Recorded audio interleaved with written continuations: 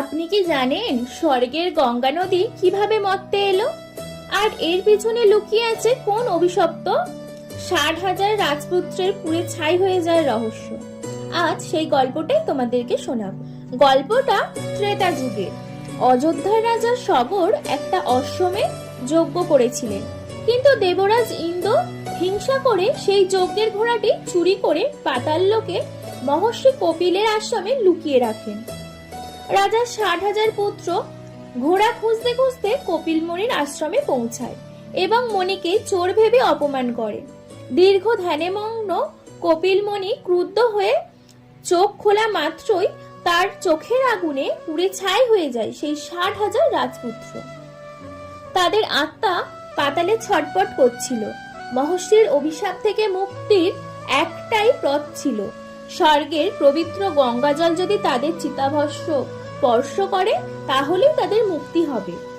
বংশ উদ্ধার করতে রাজা সগরের বংশধর ভগীরথ হিমালয়ে গিয়ে 1000 বছর ধরে কঠোর তপস্যা শুরু করেন।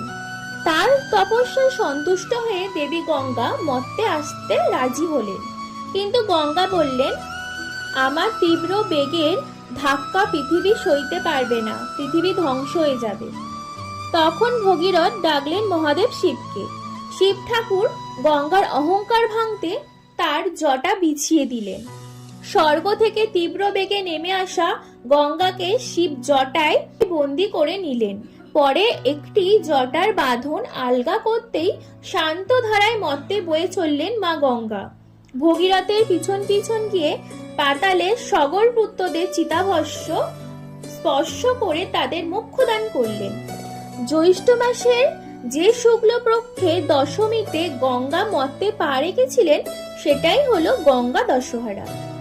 এই দিনে গঙ্গা স্নান করলে মানুষের 10 রকমের পাপ ধুয়ে মুছে সাফ হয়ে যায়। তোমরা কি জানতে চাও সেই 10 রকমের পাপ কি? সেটাই আসবে পরের ভিডিওতে। ভিডিওটা ভালো লাগলে অবশ্যই কমেন্টে জয় মা গঙ্গা লিখতে ভুলো না।